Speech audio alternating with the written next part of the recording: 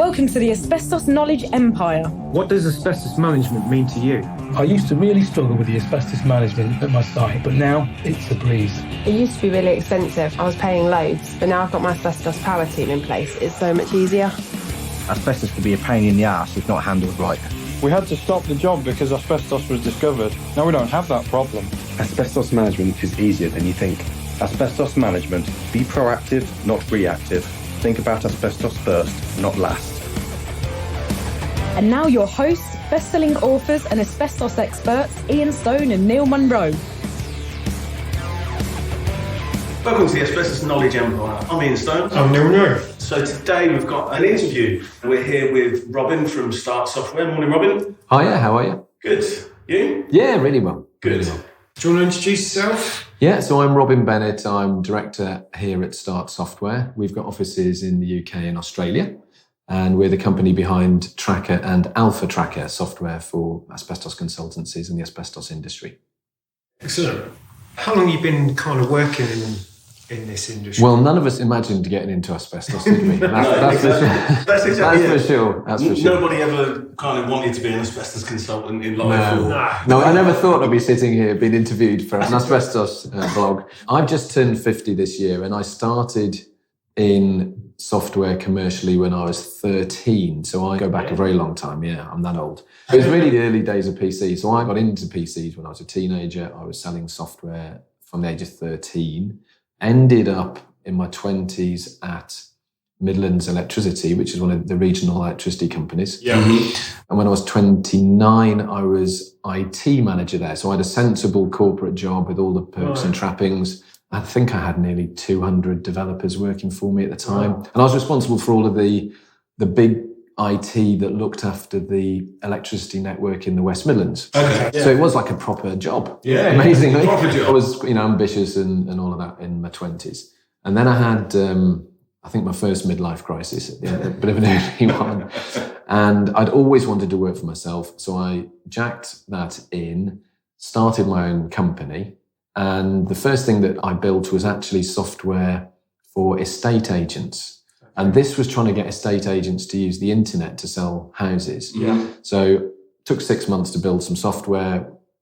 I had a sales team, invested a load of time and money in this. And the response I would get from estate agents was, you'll never sell a house over the internet. No one will ever want to do that. Really? Yeah. Wow. Yeah. Okay, So, They're all right, weren't they? So, Right Move and Purple Bricks and all of that. Yeah, it was really hard work, which taught me a good lesson in business, which is being first is not always the right place to be. Everybody naively thinks, first to market is the place to be. It isn't. First to market is really difficult because you've got to convince people that there is a market and you've got to explain the market. So 6-9 months after doing that, I'd spent all of our home savings. I hadn't got a job. We'd got a child on the way. We got a massive mortgage. Wow. And that was the moment that I thought, oh, okay, let's try something else. And a friend of a friend of a friend, cutting a long story very short, introduced me to Steve Shuttler from Shuttler Associates. Yeah. And Steve at the time was one of the leading lights in the asbestos industry. And I went to see Steve and his colleagues in Stoke, and they explained to me the process of asbestos surveying and how to produce an asbestos report. And they showed me the method that they were doing. Now, to be honest, they were only just one step ahead of typewriters, if I'm honest. They just got into word processors. And they were still, for example, taking the film down to Boots to get the picture developed to stick on a report. That's what we were doing when we started. We were going to snappy snaps and then sticking the photographs into the report. But Steve had a really good operation. Steve's a lovely guy, really good operation there, but he knew that there must be a better way. So I spent, I think it was about 12 months, a couple of years, automating that for them. So this was the first product really that I developed in asbestos, which was called SAM, Software for Asbestos Management. Steve introduced me to Johnny Armstrong up at Ensicon Laboratories up in the Northeast. Johnny was very interested in having something built as well. And when I started to build something for him, I realized that actually what the industry needed was something that was end to end. So not just about asbestos and report production, but quotes and scheduling work and invoicing and all of the stuff that's needed by an asbestos business. So I started there to devise the product that became Tracker. Sitting next to me at Ensicon was Patrick Morton, who's now Dr. Patrick Morton of Lucian. Okay. And Patrick and I used to talk through where this might go in the future. And, you know, Patrick was very interested, obviously a very bright guy, very interested in technology at the time. So Tracker really came out of meeting Johnny Armstrong and Ensicon. Then I was introduced to, I got a call from OHS, John Horsfall. And John said, come over and show us this amazing software you've built. And John had invested hugely in wearable IT at the time. It was really leading edge. Right. And it was essentially laptops that you sort of strapped to yourself with a keyboard you put on your arm. And it was, this is going back a few years, but it was... We had some it was unreliable, it was difficult to use, it was expensive, you know, it was, wow. And talking to Patrick and coming up with some ideas at the time, what had just come out, it was before smartphones, but what had just come out with these things called HP iPACs, which were like handheld computers, like phone-sized, but not phones. And found some software that would enable us to do surveying on these devices. And then that's how Tracker Mobile was born. So OHS were the first people to really use it. And I have utmost respect for John, because John, in the training session, said to his guys, this is the last time you're ever going to bring a piece of paper into this organization. And he meant it. And he just made the guys use this hardware, use this new app that we'd built. And it was painful for him because, you won't believe this, the actual devices, if the battery went flat, you not only lost your day's work, you lost everything off the device. They had no memory. It's like the do or die time, isn't it? So the battery warnings, they got very used to looking after their batteries, as you can imagine. Yeah. But the first few months was painful.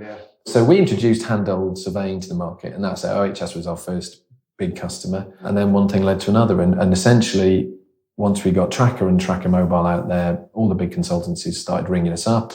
Yeah. And we didn't really have to do much selling because the industry just got itself. It sold itself, and it was quite an easy process. So we ended up then with all of that through the industry, and then the industry changed, and we got a little bit complacent. If I'm completely honest, we got a little bit complacent. The industry then changed. We had a couple of new competitors that came in. Yeah, they copied the business model that we had. They copied the scope of the software. Yes, but they put some software together that was probably better than ours. I mean, it was good stuff. It was new. It was running in a web browser. Ours wasn't. Yeah. So that's when we used that as a kick up the rear and developed Alpha Tracker, which runs in a web browser.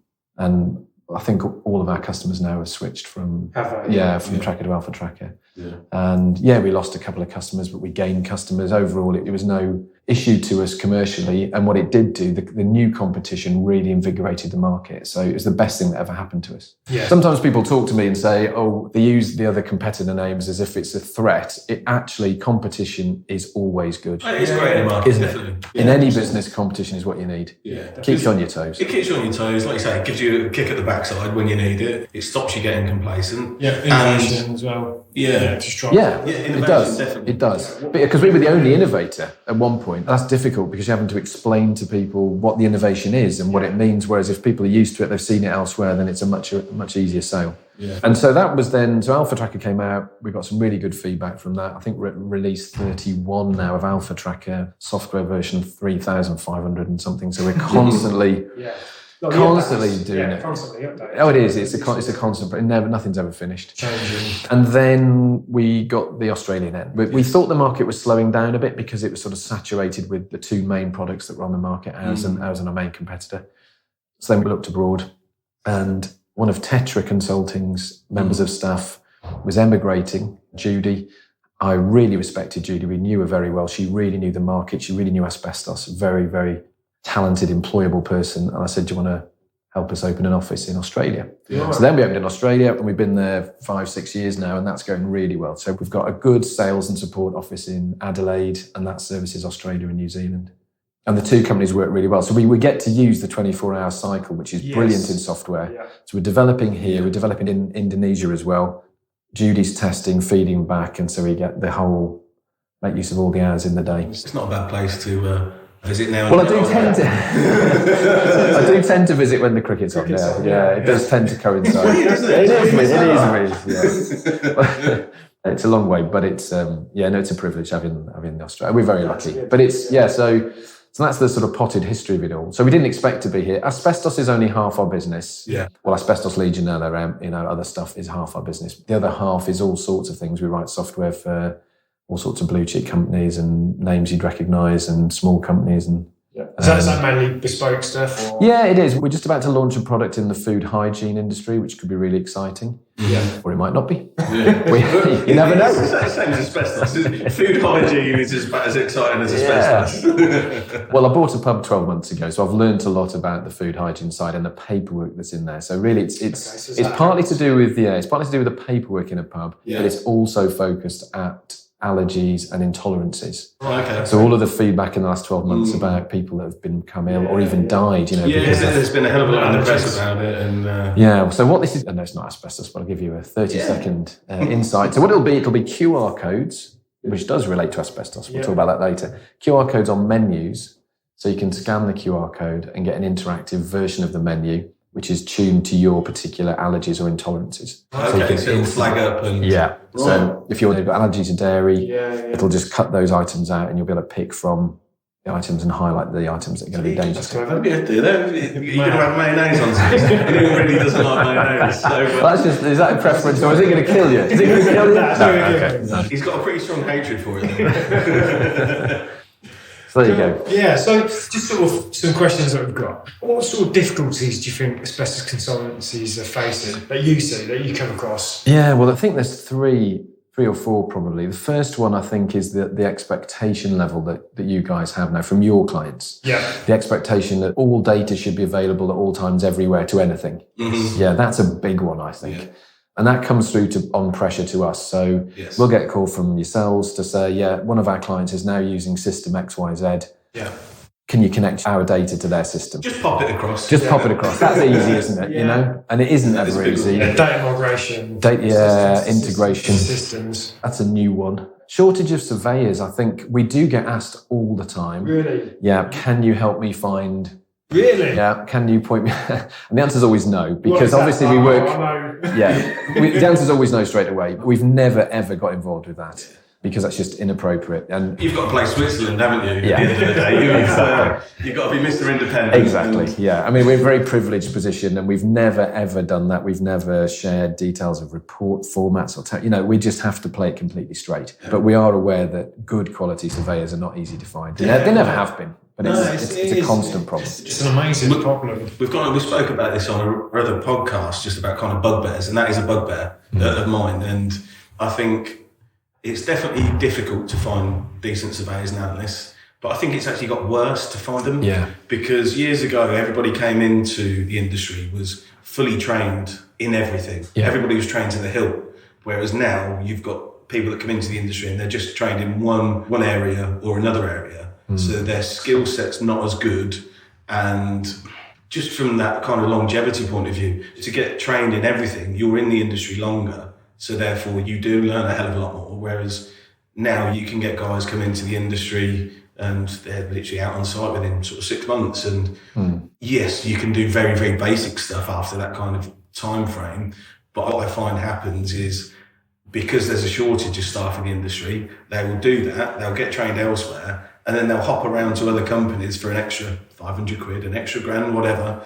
And it's kind of that has become the market norm of... Yeah, so it's very much agency driven as well. Like recruitment agencies, they've got a grip on the market where people are lazy, like consultants, surveyors, analysts are lazy. They'll get contacted by an agency and they just go to the agencies rather than actually look at, is it a decent company, and go and look for positive companies. Yeah, actually going, do you know what, I've had enough here, I'm going to go and find my next step, myself, and it's on the plate, and because it's on the plate and you've got the carrot of an extra couple of £100 or whatever, some people take it. I jump on that. Yeah, I don't envy you at all. I really don't envy you. I think it is really difficult. The flip side from us, of course, is that movement of surveyors helps our business, because all of our new sales are to companies where somebody's used Alpha Tracker at one location, go somewhere else where they're not using anything, or they're using a competitor they don't like, and we get the call. Yeah. So the flip side is the movement of staff does actually help us, but I think that's a real issue for consultancies.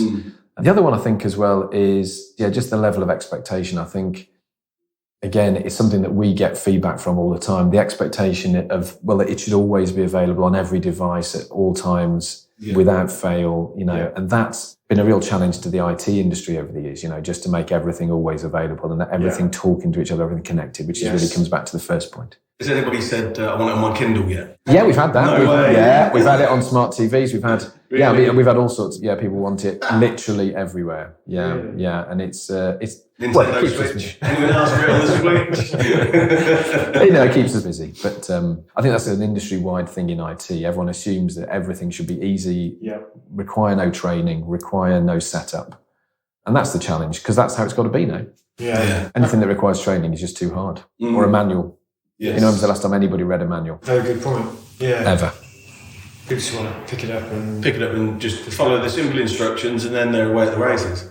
That kind of leads on to the next question, what sort of difficulties do you think clients face when managing asbestos data? You kind of... Yeah. Funny enough, I don't think this has changed particularly. For as long as I've been doing this, the issue really has been getting people to manage data in one place and have one copy and one live view of the world. Mm-hmm. Going back 15 years, 20 years, there used to be, you'd go into an office in a hospital and there'd be a paper folder, a ring binder on the wall, wouldn't there, saying asbestos. Probably several in the hospital, Yeah, and they would say, where's your asbestos register? There it is, it's in that folder. It's in the yellow folder. Yes, in the folder. Yeah. Is it up to date? Well, no, because we've got a spreadsheet here and a spreadsheet there, and I know we've got some, and then it all just falls to pieces. And I don't actually think that's changed too much. I think the challenge is still to stop people having spreadsheets and copies of data and backups and things. So it's about making sure the system's friendly enough and easy enough and fast enough that people know they only need one source of information. Yeah. So I don't think the challenges particularly have changed in that area. I think just the means of delivering it has changed. Yeah, no, you're right. I mean, some of our clients are fully on board and use the web portal, but some, they are kind of half and half. Yeah. I think people accept electronic reports now. In the beginning, that was a bit bizarre. Yeah. What, I'm only getting a PDF? Yeah. Yes. Yeah. I'm not getting my money's worth from getting an electronic copy. Yeah. So I think people have gone away from paper. Yeah. But I think it's a transition from, I like looking at the report, still can't get the head round, logging on to somewhere, we find. Some clients embrace it. Yeah. Well, I think actually, I think it's a challenge to us to make our client end better and faster and easier and simpler. Because if it's not the first port of call, then there's probably something wrong with the software. So I think that's a good challenge to us, actually. Yeah. Although saying that, PDFs are so easy, aren't they? Everyone likes a PDF now. Yeah. It's got a mini folder. Yeah. A special little folder. That's the problem that we're facing. It's kind of, the PDF is the new paper. Yeah. I've got to have it on paper, and now I've got to have it in PDF. People say, I've got it electronically, but they haven't actually, have they? No. It's just a copy of the paper. It's the same as what they had before. Yeah. So, are there any new technologies? Loads, always. Can you give us any? I can, yeah. Well, like I say, we've been responsible for some innovations, which is really cool. So handheld surveying was our innovation. It started out on these inappropriate devices that didn't have any battery life and all the rest of it, lost the data. Now, of course, we're on Apple and Android devices, and they're just so cool. And smartphones are brilliant, tablets are brilliant. Their hardware is just fantastic now. Which one's better, Apple or Android? Don't get me started. I'm an Android person, but that's just me. That's just me. Internet, we were the first people to really drive that, and that's quite interesting. So even going back to the Shuttler Associates days, the very early SAM software, we had a product called Web SAM. Right. And I remember explaining it to Steve over a drink, I think, in his local pub, and trying for an hour to explain why people would use it, and he still didn't get it. And I don't blame him, because it was... What year was that? Oh, this is, a long time. 2000. 18, I don't know, 2003? 2002? I don't know, something like that. Yeah, long time ago.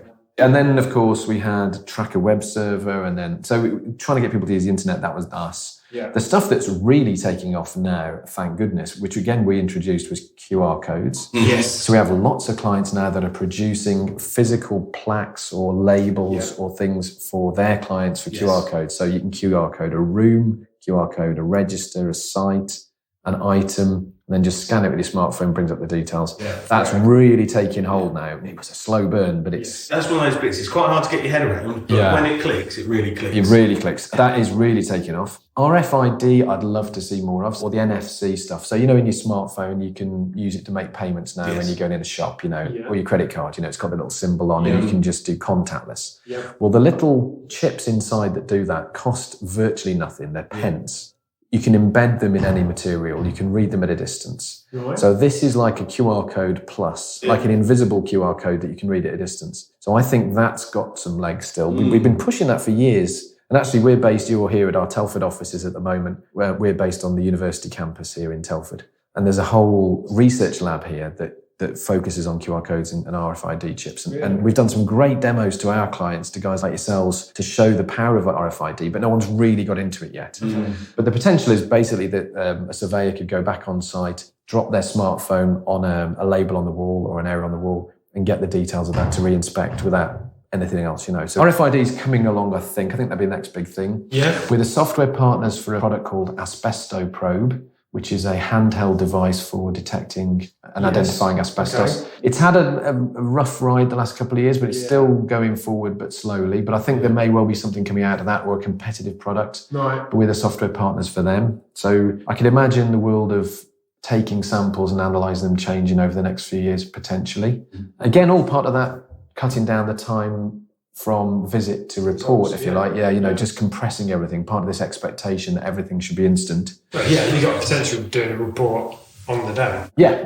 Before you even leave site. You're done, And it's also removing human elements in there. Yep. Exposure from sampling. And getting the analysis wrong. Because when it's programmed, it either works and it analyses it, or it doesn't, and that's it. Whereas human errors, if you've been out on the piss the night before and you come in to do some awkward bulks the next day, Videos, I think videos will be used more. So our app lets you take videos. The surveyor can do a little summary video at the end of the survey for the client.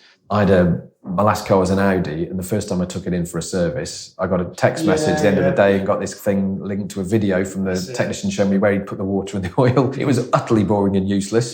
But I thought, that's interesting. And so people are starting to use that. Again, another bit of a slow burn. But the other one I suppose that will happen is AI, where AI will start coming into asbestos and environmental management. And it will, because AI is now in everything. So many areas of our lives now, AI is having an impact. Machine learning, software algorithms. Perhaps it will just be in the sampling space, the skill involved to identify asbestos in a lab environment. Perhaps that will sort of disappear. Perhaps there will be handheld devices that do it. Perhaps management plans, or I don't know. But I think AI is going to come into everything. So it'll come into asbestos at some point. I suppose like when you think about it, the management plans and when putting risk registers together and the priority assessment, stuff like that. If it's coded in and the data's in there, then the machines will be able to learn and produce stuff quicker at the drop of a hat. Interesting. I hadn't thought of that. Yeah, who knows where it'll go. I mean, I'm constantly reminded of AI with my smartphone. So when you take a picture, your phones will be this. Have you got Android or Apple? Apple. Okay,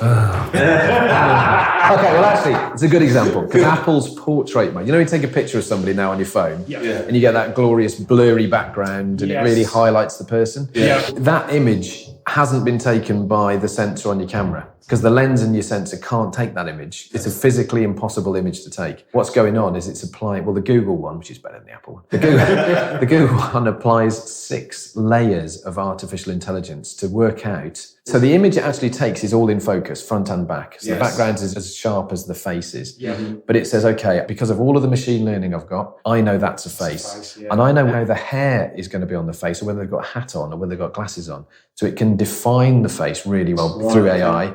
It can blur the background really well because of AI. It can sharpen the features on the face because of AI. And the Google algorithm, there's 6 levels of AI to get you an image that cannot actually be physically taken using a camera that size. You'd have to have spent £2,000 on a camera. And, you need David Bowie to take it. It's brilliant, isn't it? So you end up with an image that looks like an expensive camera that the photographer that knows what they're doing is taking it, but it's just AI. So, I think AI is going to come into all business at some point. I was in Belgium a couple of weeks ago, and every different pint I had, I took that kind of beautiful photo. So all the pints that I was drinking were absolutely glorious. Well, actually, another one, a real day-to-day example for me, every 3-month example for me, QuickBooks. We use QuickBooks Online in our business to do our accounts. QuickBooks now, when you do your VAT return, applies AI to highlight things that it thinks might be wrong on your VAT return. Okay. And actually, we have got a bit of this. So, for example, in the QuickBooks world, it'll tell me that you've applied a different VAT rate from this to this, and they look like the same type of purchase, for example. In our software, in Alpha Tracker, we did do a bit of this a couple of years ago. So when you analyze a material throughout a building, one of the things that Alpha Tracker flags up is whether or not you've got different results from the lab for the same material in the same building. So it says, that boarding is asbestos in 3 locations, but it's non-asbestos in 2. Are you sure? It might just be, low density substance, So I think that's going to come in more and more. AI will be the future. Yeah, cool. Yeah. No, that's good. Possibly. Yeah. Who knows? That's the trouble. So do you often look at external softwares to sort of look for ideas? We do. We do all the time. Yeah, that's the big advantage of working in multiple industries, actually. Yeah. It's just, Take an idea from one industry. Literally, we just finished a big system for an animal feed manufacturer. So they make animal food for farms, basically. Right. They turn over £200 million, a big operation. And it's one of these hidden industries. Who knew that this was a big industry? It's a massive industry in the UK. And a lot of the ideas in there we're bringing into the next version of Alpha Tracker, including loads of things that will improve performance in the software. But it's all just come from different industries, different people. Going to start feeding surveyors animals. Well, you never know. So what's the most common thing that clients ask you when speaking about asbestos management? Well, the big one is security now. Is security. We literally had a new client approach us the other day. They weren't a consultancy, they were a council. Right. And their security questionnaire that we had to fill in about Alpha Tracker was 75 pages long. Wow. Yeah. And it's such an important thing now for the software industry. Security of data, security against being hacked. Where's the data stored? Is the data backed up? Is it, is there an audit trail on everything? It's such a difficult area because hackers are getting more and more sophisticated. It's ever changing, isn't it? Oh, it's a huge battle all the time. So that's one of the reasons our software is updated all the time, because we get told of threats, we get told of a new vulnerability in software. We have to make sure that we're secure against it. Touch wood, we have never had a security breach in any Alpha Tracker system to this day. But it's that's a testament. Really. Well, it is. It's only because it's constant hard work to keep up with it. Our software partners in Boston, in the US, obviously they give us feedback as well. So we use software that they use for other things and other companies use for other things. So we're getting constant input from them. Sometimes people say to me, could it be, could we be hacked? Could somebody be trying to hack our system? The truth is, if you've got a system on the internet today, the attempts are happening today, every day, multiple times a minute. Somebody will be trying to get into your data. So it's a case of making the system secure so that it can't be breached. But security is the big one, especially with everything moving to the cloud. And there's a sort of a view that if it's on the cloud, well, it's okay because it must be being backed up. But actually, probably twice a year, we have to deal with some major system failure, cloud failure, server failure, and we have to go back to backups and restore systems for people.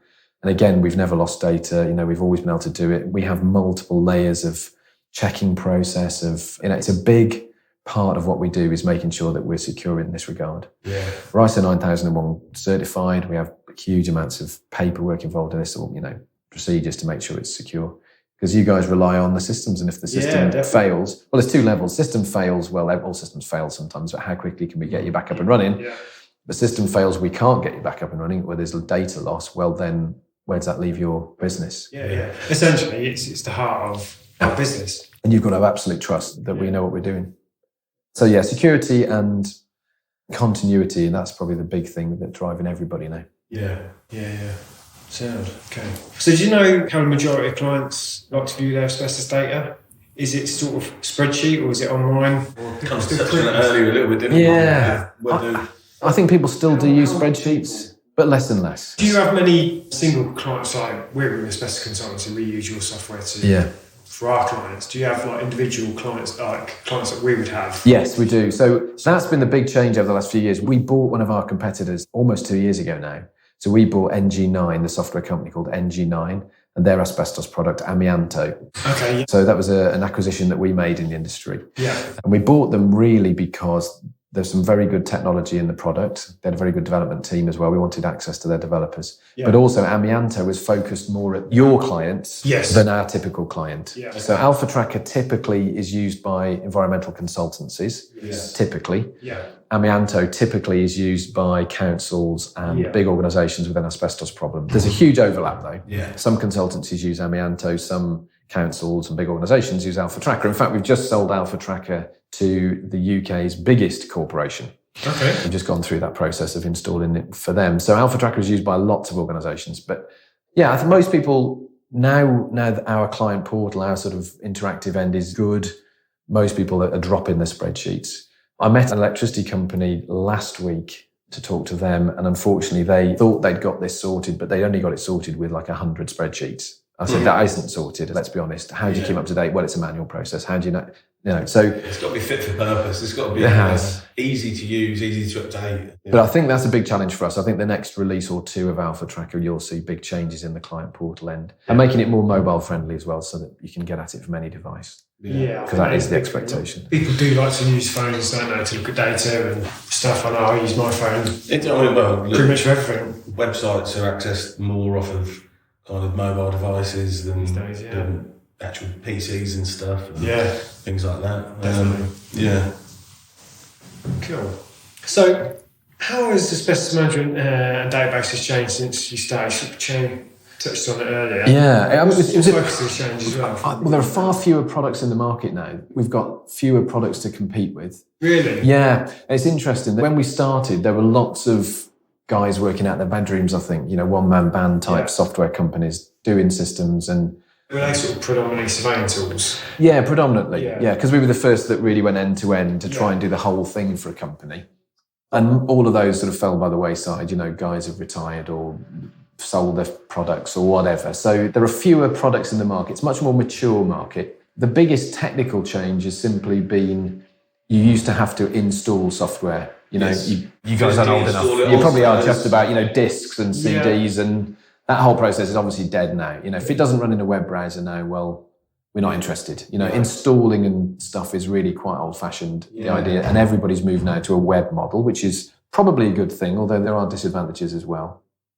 The other big aspect, I think, is this idea that we touched on earlier of every system needs to be connected to everything else. So Alpha Tracker, for example, is linked through to Google Calendars so that surveyors can see their diaries. It's linked through to Microsoft Exchange calendars, again, so people can see diaries in there without having to do anything.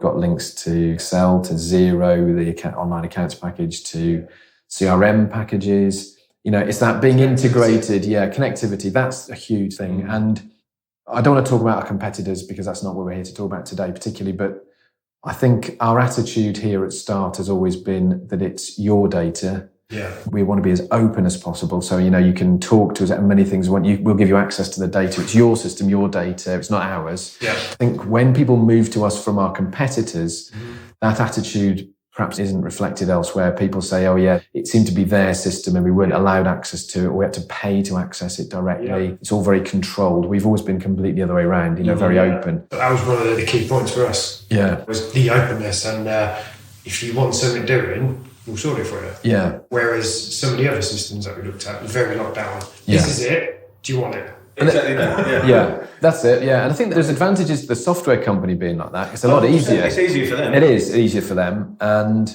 we make mistakes sometimes doing the way that we operate. Yeah, we do. We try and say yes too often, and that is definitely a mistake that we make. But for example, we're doing a big integration at the moment with a New Zealand lab who have got a very good system. They're very automated within their lab. They operate across New Zealand. Mm-hmm.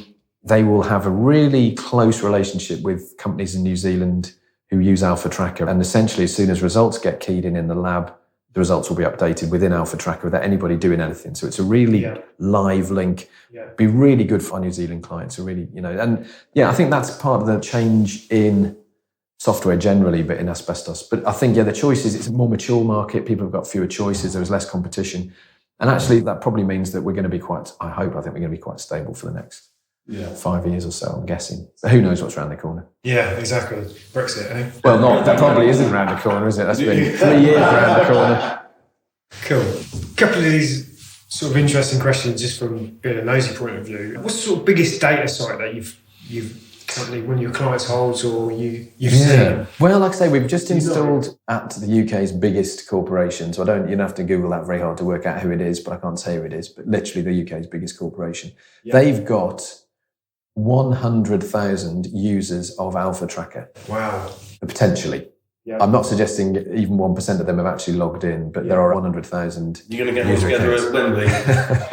Everybody on their devices. To see if they crash the server. But in theory, they can all log in. So that's quite a thing. That must be a big... Yeah, that was a big job. That was a big big job, yeah. Our biggest consultancy customers mostly have broken up, have been sold, or have gone into liquidation. Really? Yeah, so firms like Red Hills, for example, Yeah. who I think at their peak they had certainly well over 100 field staff using Alpha Tracker, Tracker Mobile. I think nearly 200 at one point. Yeah. And obviously they've gone a particular direction. I think that's just part of the market. The big consultancies struggle now with their overheads and to be agile enough and to respond. I think you can get too big. In terms of the number that we're really proud of is the amount of items captured on our handheld app. On Tracker Mobile. It's well beyond 30 million items of data now. I think it's probably nearly 40 million items of asbestos data, which is the world's biggest database of asbestos information. So we're really proud of that. Yeah. Really, really proud of that. And in fact, when we started working with Asbestoprobe, this handheld device, we made an anonymized version of that data. So literally nothing that was, identifiable to anybody, but anonymized version available to the professor of stats at Trinity College Dublin, who did some analysis on asbestos types versus materials versus all sorts of things to look at trends in the data. Yeah. And out of that came some of the AI sort of machine learning algorithms that went into Asbestoprobe. Right. So when you've got 30 whatever million items of data in asbestos data to play with, obviously that gives you a pretty unique view of what's happening. So we're really proud of that, and that's been a real buzz. Yeah. But yeah, so I mean, we've got consultancies. In fact, I was going to look up how many items you guys had got before you arrived today, but I forgot. But we've certainly got consultancies with 5 million items of data, and more. Yeah. Equally, we've got guys that are one-man band surveyors working from home. Yeah. Who might have a few tens of thousands, and we're quite happy to work with anybody. Yeah, fair play. So, what do you think the asbestos industry could be doing better? Any views on that? From your point of view? I think it's like chalk and cheese from 20 years ago. It's so much more professional. And that's what you've noticed. Yeah, it's completely different. When we do our training for surveying staff now, not only have most of them seen our software at another consultancy. So when we get a new consultancy come to us, come and install Alpha Tracker, we've got 5 installations on the go at the moment. Kim, who does the training, will come back and she'll say, I was speaking to you, 10 surveyors, 8 of them have used your software, our software somewhere else. Makes it easier. Yeah, it does make it really a lot easier. So there's a maturity, a professionalism that wasn't there 20 years ago. Certainly in Australia and New Zealand, for example, that they're certainly behind the UK in standards and in professionalism at the moment, really coming forward fast. Yeah. But I think the UK is leading the field, and I think we're driving a lot of that professionalism in the industry. And I think you guys can take a lot of credit for that, how things are going. Also, I think the approach like you're doing with the podcast, with the marketing that Acorn do is so impressive. I think, you guys again are leading the industry there in how you're being perceived by your clients. And I think everybody, it used to be even 5 years ago, websites were a bit grim from asbestos consultancies. It was all a bit dull and people were still posting paper newsletters to people and things. And it's all just changed, isn't it? It's, it is completely different. No, in terms of what you can be doing better, I think some of the standards that are in asbestos, going a little bit wider from asbestos into more other environmental standards, it's still a little bit loose elsewhere. Yeah. Even things like Legionella, a lot of asbestos consultancies, as you know, do Legionella work. And in theory, it's regimented and very regularised. In practice, everybody's report they give us is different. Really? Completely different. Standardisation. Everybody's working practices are different. Everybody expects something different. Yeah. So whereas asbestos now is really... if I get given a report to look at from a new consultancy, it'll look pretty much like everybody else's, There's very little difference now. That came from the HSE. Exactly. It did. Yeah. They kind of essentially forced that on the industry. Well, to a point, it's only guidance, but that standardisation of, every report should have X, Y, and Z in. It did make it better. Yeah, it did make it better. Yeah, that was one of the big changes in 2010, wasn't it? Yeah. Perhaps you can encourage that in other areas or in things like contaminated soils or in other... Yeah, I think you can push those standards out a bit further, I think. Yeah, I think as an industry, you've sorted that out now. Cool. What's the best or worst thing that you've seen over your career with asbestos? Oh, blimey. I've seen some terrible software and terrible systems. Yeah. Some really grim stuff. Some of the best things that I've seen is, I suppose, a pretty personal I'll tell you, some of the worst software still to this day is where property management systems have an asbestos module, a bolt-on. You've got it dead on nail. Exactly that. It's that bolt-on. Yeah. I had somebody, this is a true story, 2 weeks ago, I had a phone call from the director of a software firm who is in that space, property management space. And he rang me he said, I only need 5 minutes of your time. Can you tell me how to build an asbestos bolt-on? Yeah. Right. Yeah. You've got a couple of minutes. I need 5 minutes. And that's how they don't take it seriously. It's not easy. No. It really isn't. That's one of our biggest nightmares when a client comes to us and says, I need you to integrate with this crap system. Yeah. It's just always a nightmare. Because it is. It's not fit for purpose. Yeah. It holds data. The data can be extrapolated out, but in reality, trying to actually use that to manage asbestos and make sure it is all up to date and fit for purpose, it just really is. It's difficult, very difficult. It is. I mean, the best thing, just making this very personal, the best thing that I get is seeing Alpha Tracker in a business. If I go and see a client and walk through the company and I can see Alpha Tracker on every screen and everyone's just tapping away and the surveyors are sending data in and out and it just works, and that's lovely. You know, when you've built something, building software is a creative process. Yeah. And to see it working, see it somewhere, you think, oh, that's nice. Yeah, and we've got one particular client who come up with new uses for it, which we'd never even imagined. Yeah. And we go and see them probably once every 6 months and just have half an hour with them. And they'll say, hey, look what we're doing with it now. It's like, I didn't even know you could do that. Oh, yeah, did you not know? You know, Alpha Tracker's got 550 settings in it. So it's the same software everywhere, but everybody uses it differently. You can make it look different, work differently. And that's really nice to see your product actually being used, running successful businesses like yours. You know, that's a real pleasure. Good. No, good answer. So come to a final question. This is a question kind of a feebler podcast. What does asbestos management mean to you? Well, again, this is quite a personal thing. I had a friend of mine who died last year through mesothelioma. Really? Yeah. And so last year we raised money as a company for Mesothelioma UK, the charity. He's actually my next door neighbour. His experience with asbestos was brief, and it was 30 odd years ago.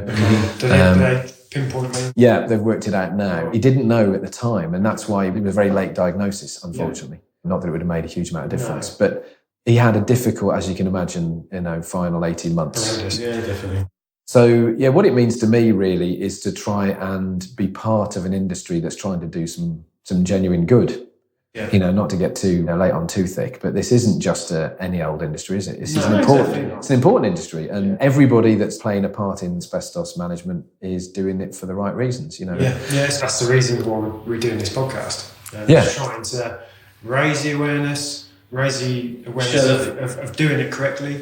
Share the knowledge. I mean, at the end of the day, nowadays people shouldn't be getting exposed to asbestos. Yeah. If done correctly, lives are being saved. Yeah. However, from kind of our point of view, there's still far too many exposures happening day in, day out. And at the moment, I mean, the death rate is still far too high and hasn't started to come down yet. Yeah. The stats are extraordinary, aren't they? Yeah. Exactly. No, I have to remind my guys sometimes, when most of the programmers that I've got working for me here are probably in their 20s, and this means very little to them sometimes. They're just screens they're building or their reports they're writing, and I have to sort of bring it home to them how important this all is. I mean, on a more cheerful side, if you like, on a more positive side, it's enabled me as an individual and all the guys that work for me to meet the most amazing people. We've had such fun in the last 20 years doing this. It's been a hoot. And I've mentioned, some of the names as we've been going along. It's been really good. I did a presentation at Buckingham Palace a few years ago about asbestos and asbestos management. Yeah. And that was fantastic. You quite have any questions for you? No, but we were next door to first of all, I couldn't get in because you go in the sort of tradesman's entrance and there's two guys with like submachine guns and baseball bats, on the door. And I'd forgotten the name. I was so nervous. I'd forgotten the name of the person I was supposed to be meeting. So I got just sent away with a flea in my ear, and I had to come back 5 minutes later when I gathered my thoughts. But we were in a room next door to the staff restaurant, and there's all these guys walking past they're like buttons out of the pantomime, in sort of full regalia, but footmen or whatever, they're serving the Queen. So that was cool. And we've enabled us to build a business that employs people, that has got offices, around the world. And, so it's been a really positive experience for me as a person. But the most important thing for us as a company is that we're building software that our clients like to use, that's value for money, that we're constantly driving innovation, and that we're part of an industry that's trying to do some good, because not everybody can say that, can they, in their job? No, definitely not. And anybody that works in asbestos, that is essentially what we're about. We're trying to do some good, aren't we? Yeah, definitely. And for a product that was deemed to be the miracle mineral, wasn't it? That's how it used to be called. Nobody had a clue, what the impact of asbestos was going to be. Yeah, it's crazy. It's crazy. Yeah, and just to mirror that, it still amazes us that people come to us and it's like the first time they've ever heard about asbestos and there might be a problem. Even today. Wow. Yeah, it still goes on. Still goes on. Well, that was all dealt with in the 70s. Yeah. That's all dealt with. That's not an issue anymore, is it? And that's the real kind of thing that we never had a survey, don't even know what you're talking about. Yeah. Wow. Really just try and raise awareness and share the knowledge so it's just better. Yeah. Better overall for everyone. Yeah. Robin, thank you. So if people want to get hold of you, where can they? Yeah, just start-software.com is the easiest way to find us, start-software.com or Google Alpha Tracker. Brilliant stuff. Well, thank you very much for your time. It's been a pleasure. Really good chat. Chewing the cud for... Real good insights in there, mate. Yeah. Really good. Excellent stuff. Thank you very much. Remember, asbestos first, not last.